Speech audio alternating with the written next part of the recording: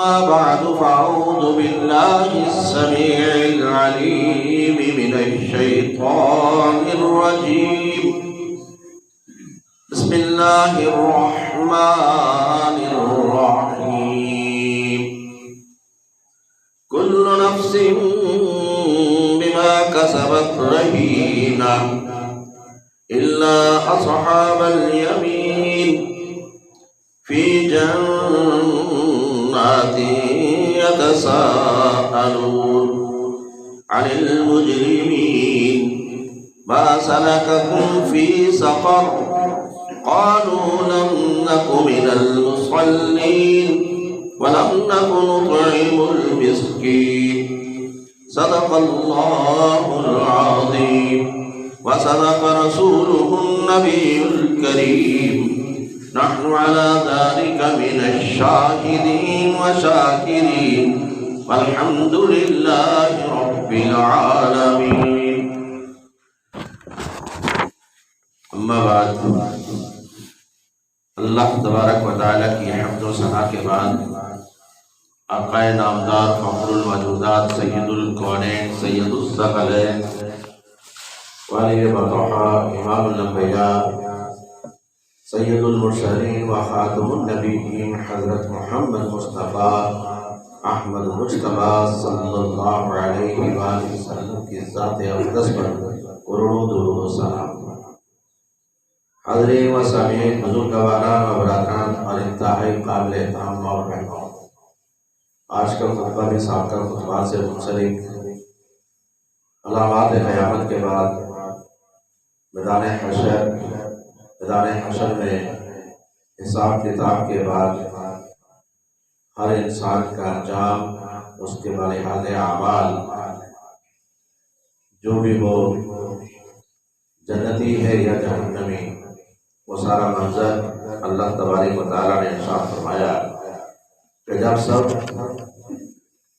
اپنے اپنے انجام کو، اپنے اپنے منزل کو پہنچ جائیں گے، کیونکہ ہر انسان کے اپنے اعمال بطور قرض، بطور گروی دیتا ہے. کل نفس بما کسبت رہینہ. لیکن ان میں دو گروہ ہیں، ایک اصحاب الیمین ہے، ایک اصحاب الشمال ہے. یعنی کہ دائیں ہاتھ میں اعمال نامہ لینے والے اور بائیں ہاتھ میں اعمال نامہ لینے والے. نبی اقدس صلی اللہ علیہ وسلم کا فرمان کہ دائیں ہاتھ میں جن کو اعمال نامہ ملا وہ بڑے خوش ہوں گے، مسکراتے ہوئے چہرے ہوں گے. ضاحکۃ مستبشرہ وجوہ یومئذ مسفرہ ضاحکۃ مستبشرہ. یعنی کہ ان کے چہرے خوشی سے چمکتے ہوں گے اور مسکراتے ہوئے چہرے خوشی سے. اور جن کو بائیں ہاتھ میں ملا وہ ناکام، پریشان اور افسردہ، ان کے چہروں پہ سیاہی نمایاں ہو جائے گی، وہ جہنم میں چلے جائیں گے.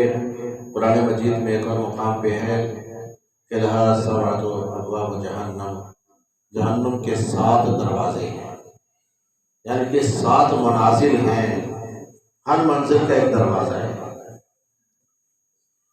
قرآن مجید سے ہی مفسرین نے تمام جہنموں کی تعداد شمار کی اور انہیں گنا اور بتایا کہ جو پہلی منزل اوپر سے شروع ہوتی ہے اس کا نام ہے جہنم، پھر دوسری جحیم، پھر سعیر، پھر سقر، پھر لظا ہے، حطمہ اور حاویہ. اس طرح 7 جہنمیں ہیں، 7 منازل ہیں. تو اللہ تبارک و تعالیٰ نے فرمایا کہ جنت والے سقر کے مقام کے لوگوں والوں کو پوچھیں گے جو سقر کے جہنم میں ہوں گے، دوزخ میں ہوں گے، کہ تمہیں ما سلککم فی سقر، تمہیں یہ ٹھکانہ کیوں ملا؟ تو وہ جواب دیں گے لم نکن من المصلین، ہم نمازیں نہ پڑھا کرتے تھے، ہمارا شمار نمازیوں میں نہیں ہوتا تھا۔ اور اسی طرح ایک اور مقام پہ ویل للمصلین الذین هم عن صلاتهم ساہون، ہلاکت ہے، بربادی ہے ان نمازیوں کے لیے جو اپنی نمازوں میں غفلت کرتے ہیں۔ نمازی وہ ہے جو 5 وقت کی نماز کو پورا کرتا ہے، وہ نمازی نہیں گنا جاتا جو 5 وقتی پوری نہیں کرتے، اور جو 5 وقتی پوری نہیں کرتے ان کا مقام سقر ہے۔ سقر کا جہنم ہے جو اوپر سے 4تھی اسٹیج اور یہ نیچے تک جاتی ہیں۔ ایک مقام پہ فرمایا کہ نبی صلی اللہ علیہ وسلم تشریف فرما تھے، صحابہ میں ایک زوردار دھماکہ ہوا، سبھی پریشان ہو گئے۔ صحابہ کہنے لگے یا رسول اللہ صلی اللہ علیہ وسلم یہ کس چیز کا دھماکہ ہے؟ آپ نے فرمایا کہ 70,000 سال پہلے جہنم میں ایک پتھر پھینکا گیا تھا، وہ آج اس کی تہ تک پہنچا ہے۔ اب آپ اس کی گہرائی کا اندازہ خود لگا لیں، اتنی ہولناک وہ تنور ہے، اور ہر تنور کی بھی منازل ہوتی ہے، ایک بالکل آگ کے قریب، ایک ذرا درمیان میں، ایک بالکل کنارے پہ منہ کے قریب۔ بالکل اسی طرح جہنم کا نقشہ ہے کہ وہ 7 منازل ہیں اس کی، اور ہر منزل کا علیحدہ علیحدہ نام ہے، اور ہر منزل میں اعمال کے لحاظ سے لوگ ہوں گے۔ تو نمازیوں کا انجام 4تھی اسٹیج پہ ہے، اس تنور کی، جہنم کے تنور کی، جس کا نام سقر ہے۔ اور جنتی پوچھیں گے کہ تمہیں یہ مقام کیوں ملا؟ اس سے پہلے جب جہنم میں لوگ جائیں گے تو نبی اقدس صلی اللہ علیہ وسلم کو حکم ہوگا کہ میرے حبیب جاؤ اپنے ماننے والوں کو، لا الہ الا اللہ محمد رسول اللہ پڑھنے والوں کو نکال دو، اپنے گناہوں کی بنا پہ جہنم میں جل رہی ہیں۔ آپ جائیں گے، نکالیں گے،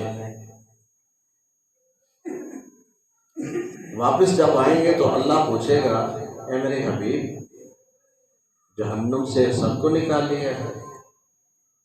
آپ فرمائیں گے اللہ میں نے جہنم سے سب کو نکالا سوائے ان لوگوں کے جن کی رکاوٹ قرآن بن گیا ہے،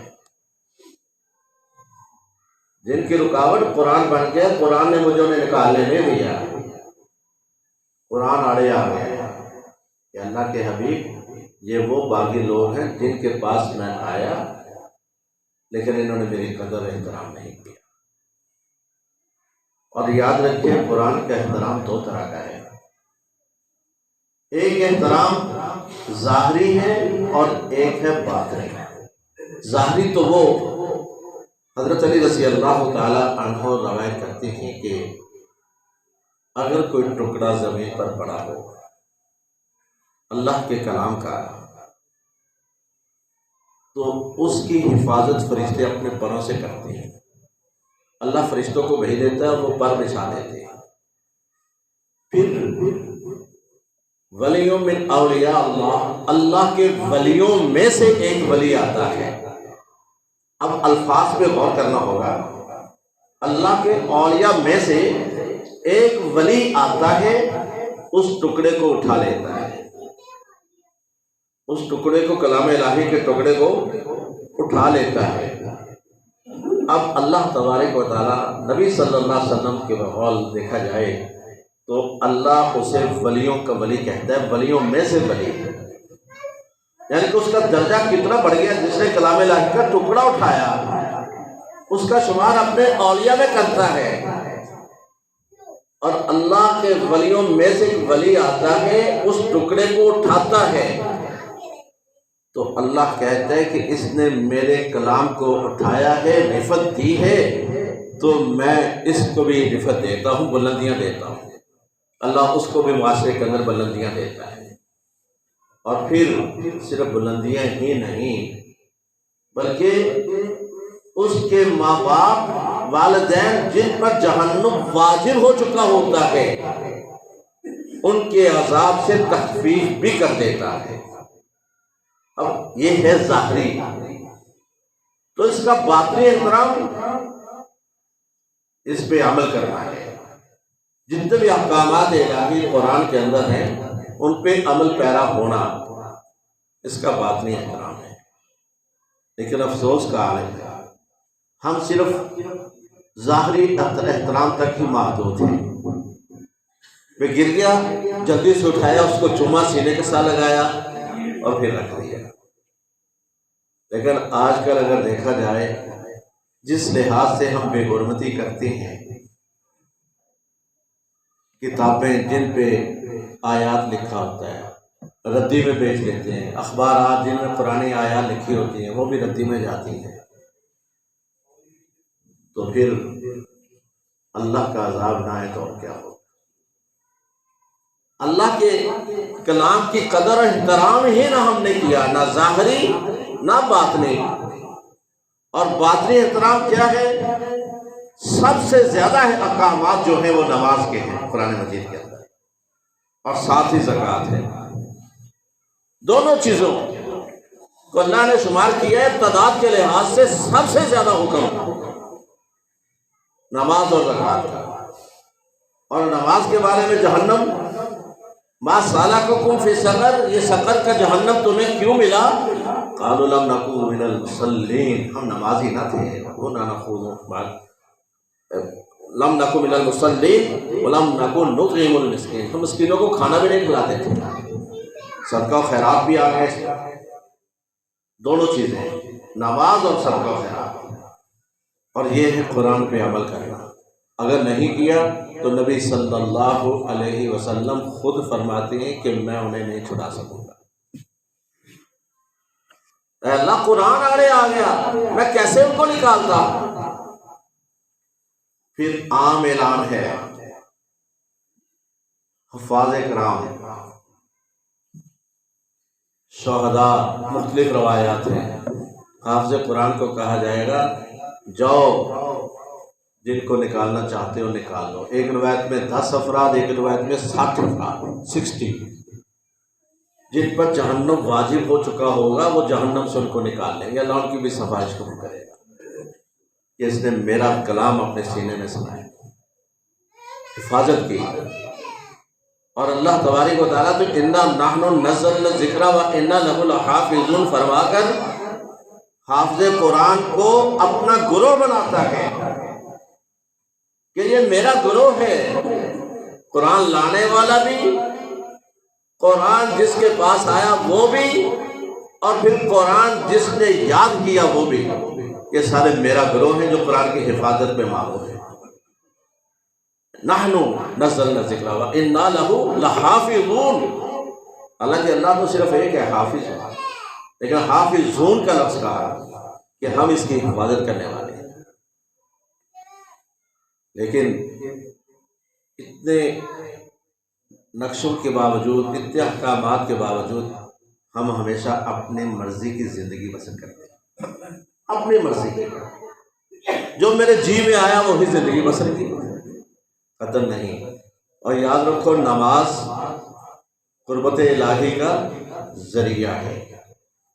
ایک صحابی نے کہا یا رسول اللہ صلی اللہ علیہ وسلم، میری خواہش ہے میں جنت میں بھی آپ کے ساتھ رہوں۔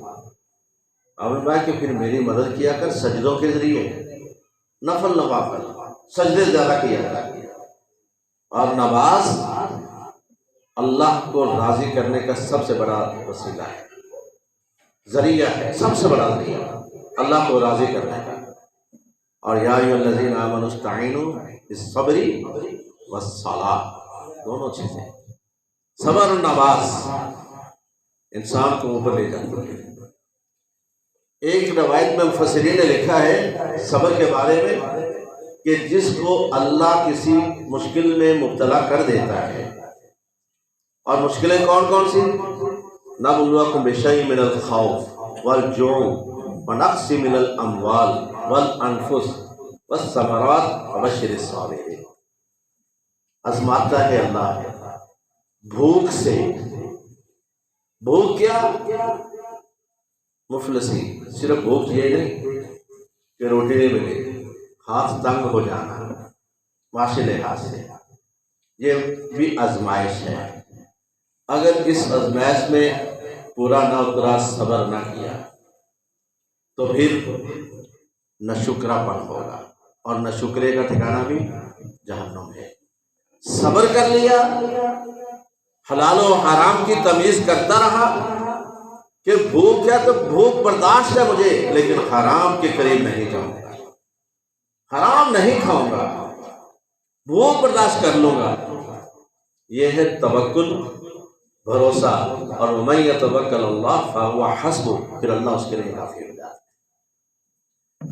مفسرین نے لکھا ہے کہ جو شخص صبر کرتا ہے اس کے ایسے اعمال ہوتے نہیں جس مقام پہ اللہ اسے پہنچانا چاہتا ہے، تو اسے صبر میں مبتلا کرتا ہے کسی آزمائش میں، اور اس کا صبر کا امتحان لے کر اس کو مقام پہ فائز کر دیتا ہے۔ حالانکہ اور کوئی عمل ہوتا نہیں اس کا، لیکن اللہ کو وہ پسند ہے تو اس کو آزما کر، آزمائش میں مبتلا کر کے، صبر کے امتحان میں اس کی کامیابی کی بنا پہ اسے اس مقام پہ لے جاتا ہے جس پہ اللہ اس کو فائز کرنا چاہتا ہے۔ تو لہذا نماز اور صبر، ان دونوں سے مدد طلب کرو۔ تو نماز جو شخص چھوڑتا ہے، احادیث اور قرآن سے ماخوذ ہے 15 عذاب۔ 6 عذاب دنیا کی زندگی میں ملتے ہیں، 3 عذاب بوقت موت، اور 3 عذاب قبر کے اندر، اور 3 عذاب روز محشر میں، اور آخری عذاب ٹھکانہ سقر کا مقام، جہنم۔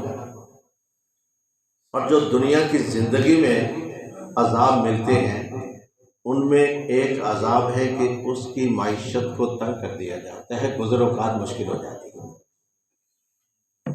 من اعرض عن ذکری فإن له معیشة ضنکا، کہ اس کی معیشت گزر اوقات مشکل سے مشکل کر دی جاتی ہے۔ جو اللہ کی طرف آتا نہیں، اللہ کے ذکر سے منہ موڑ لیتا ہے، اور نماز اللہ کا ذکر ہے، اللہ کے سامنے جھکنا ہے، اور جو نہیں جھکتا اس کے بارے میں یا ایھا الذین آمنوا اقیموا الصلاۃ ولا تکونوا من المشرکین، مشرکوں میں نہ ہو جانا۔ یہ مشرک کیوں کہا؟ اس لیے کہا کہ اس کو میری ضرورت نہیں، میری حاجت نہیں، یہ مجھ سے مانگنا نہیں چاہتا، اپنے خواہشات کی پیروی کر رہا ہے۔ خواہش کہتی ہے کہ نماز پڑھنے کی کیا ضرورت ہے، میرے سامنے جھکنے کی بجائے اپنے خواہش کے سامنے جھک گیا، اس نے اپنی خواہش کو خدا کے برابر لے آیا، تو لہذا وہ مشرک ہے۔ اس لیے اللہ تبارک و تعالیٰ قرآن مجید میں فرما دیا کہ جو نماز نہیں پڑھتا وہ مشرکوں میں سے شامل ہے۔ اور نبی صلی اللہ علیہ وسلم کا فرمان ہے جس نے نماز چھوڑی جان بوجھ کر فقط کفر، من ترک الصلاۃ متعمدا فقط کفر، جس نے جان بوجھ کر نماز چھوڑ دی وہ کافر ہوا۔ ایک عذاب ہے کہ اس کی معیشت گزر اوقات تنگ ہو جاتی ہے، اور دوسرا عذاب جو ہے اس کی عمر سے برکت اٹھا لی جاتی ہے۔ عمر سے برکت کا مطلب یہ ہے کہ وہ بیمار ہی رہتا ہے، وہ بیمار بھی رہتا ہے، علاج معالجے پہ لاکھ روپے خرچ ہو گیا، بس وقتی طور پہ افاقہ ہوا پھر کام شروع ہو گیا۔ کیوں؟ اللہ کو یاد کرتا نہیں، تو اللہ بھی اس کو بلائے دیتا ہے کہ بندے اگر یہی بات ہے تو جا۔ اور تیسری، اس کے گھر میں شیاطین کا ڈیرا ہوتا ہے، شیطان، اور جس گھر میں شیاطین آئے اس گھر کو ٹونے ٹوٹ کے جادو اور سائے سے کوئی دنیا کی طاقت نہیں بچا سکتی، اور وہ گھر بہت جلد اس سے متاثر ہو جاتا ہے جادو ٹونے سے، اور پھر اسی میں مبتلا رہتے ہیں، اور پھر ایمان بگاڑنے کے لیے مختلف لوگوں کے پاس جاتے ہیں تعویذ گھنٹوں کے لیے، مزید ایمان بگڑ جاتا ہے۔ اور چوتھا بڑا عذاب، اجتماعی دعا سے اس کو حصہ نہیں ملتا۔ اجتماعی دعا کیا ہے؟ حجاج کرام میدان عرفات میں بیٹھ کر پڑھتے ہیں ربنا آتنا فی الدنیا حسنۃ وفی الآخرۃ حسنۃ وقنا عذاب النار۔ اجتماعی دعا ہے۔ ہمیں ایک روایت میں تو یہاں تک کہ اللہ پوچھتا ہے کہ یہ فرشتوں میدان میں کیا لینے کے لیے آئے؟ فرشتے کہتے ہیں اللہ اپنے گناہوں کی بخشش کے لیے آئے۔ اللہ کہتا ہے کہ کیا میں نے ان کو بخش دیا؟ کہتے ہیں اللہ تیرے تو رحیم و کریم ہے، بڑی رحمت ہے تیری، یقیناً تو نے بخش دیا۔ اللہ کہتا ہے کہ میں نے کسی کو نہیں بخشا سوائے ایک کے، اور اس ایک کی اجتماعی دعا کی بنا پہ میں نے سب کو بخش دیا۔ اور بھائی اجتماعی دعا میں اگر ہم حصہ دار بننا چاہتے ہیں تو پھر نماز پڑھنا ہوگی، وگرنہ اجتماعی دعا میں حصہ ہمیں نہیں ملے گا۔ عام کوتاہیاں کمیاں وہ جھڑ سکتی ہیں اجتماعی دعا سے، لیکن شرط کیا ہے؟ نماز۔ اور پھر ایک عذاب ہے کہ اس کا کوئی عمل نیکی کا بارگاہ الہی میں قبول نہیں ہوتا۔ جو نماز کی پابندی نہیں کرتا، نماز نہیں پڑھتا، جتنے مرضی صدقہ و خیرات کرتا رہے، اسے صرف اور صرف دنیا کے اندر ملے گا اجر گنگا رام کی طرح، آخرت میں اس کا کوئی حصہ نہیں۔ گنگا رام کتنا بڑا ڈونر تھا، کتنا بڑا مخیر ہے۔ اس کے ہاسپٹل، اس کے school donated by Ganga Ram. دیہاتوں کے اندر جا کے دیکھیں 75% دیہاتوں کے رورل ہاسپٹل اور school donated by Ganga Ram, لیکن اسے آخرت میں اس کا کوئی حصہ نہیں۔ قرآن کہتا ہے ربنا آتنا، دنیا میں دو قسم کے لوگ ہیں، ایک کہتے ہیں وَمِنَ النَّاسِ مَن يَقُولُ رَبَّنَا آتِنَا فِي الدُّنْيَا، دنیا میں دے دے، وَلَهُ فِي الْآخِرَةِ مِنْ خَلَاقٍ، آخرت میں ان کا کوئی حصہ نہیں، آخرت میں ان کا کوئی حصہ نہیں۔ اور کچھ گروہ کہتا ہے کہ ربنا آتنا فی الدنیا حسنۃ وفی الآخرۃ حسنۃ وقنا عذاب النار، وہی لوگ نصیب والے، خوش قسمت ہے وہی لوگ۔ تو بھائی اجتماعی دعاؤں میں اگر ہم حصہ لینا چاہتے ہیں، حصہ دار بننا چاہتے ہیں، تو پھر جھکنا ہوگا رب الہی کے سامنے۔ اگر رب کے سامنے نہیں جھکے تو پھر ان 6 عذابوں کے لیے منتظر رہیے گا۔ اور آخری عذاب جو اس کو پڑتا ہے، گھر کے اندر سکون نہیں ہوتا، گھر میں جاتے ہیں تو کبھی بیوی گلے پڑی ہوتی ہے، کبھی بیٹا گالیاں دے رہا ہوتا ہے، کبھی بیٹے سے باپ لڑ رہا ہوتا ہے، یہ بے سکونی ہوتی ہے گھر کے اندر جس میں نماز نہ ہو۔ ایک روایت آتی ہے، وہ بتاتے ہیں کہ ایک شخص ایک صحابی کے پاس آیا، آ کے کہنے لگا کہ حضرت میرے گھر سکون نہیں ہے، مفلسی بھی ہے، بیماری بھی ہے اور بے سکونی ہے، یعنی کہ آپس میں افراد خانہ پیار محبت نہیں کرتے۔ تو انہوں نے کہا کہ کیا تیرے گھر کی نوعیت کے بارے میں جان سکتا ہوں؟ کہ کیوں نہیں؟ ان کا دیواریں ہیں، ان کا جی 3 اطراف میں دیواریں ہیں، وہ سڑک کے راستے کی طرف دیوار نہیں ہے۔ انہوں نے فرمایا کہ پھر وہاں کپڑے لگا دے، دروازہ نہیں دیوار نہیں تو وہاں کپڑے لٹکا دے۔ انہوں نے کہا وہ کیوں؟ کہ بے نماز جب یہاں سے گزرتا ہے تو اس کی نگاہیں آپ کے گھر میں پڑتی ہیں تو بے سکونی، بیماری اور مفلسی شروع ہو جاتی ہے۔ صرف دیکھنے سے بے نمازی کی نحوست کا عالم یہ کہ صرف دیکھنے سے کسی اور گھر کی طرف اس گھر کے اندر بیماری، مفلسی، بے سکونی، اور جس گھر میں وہ خود رہتا ہے تعفن زدہ، اس گھر کی کیا کیفیت ہوگی۔ اور بھائی ہمیں ہر صورت پاکیزگی کے لیے نماز پڑھنا ہوگی، ہر صورت پاکیزگی کے لیے اللہ کے آگے جھکنا ہوگا۔ اور پھر یہ تو تھے 6 عذاب دنیا کی زندگی میں، اور پھر 3 عذاب ہیں بوقت موت۔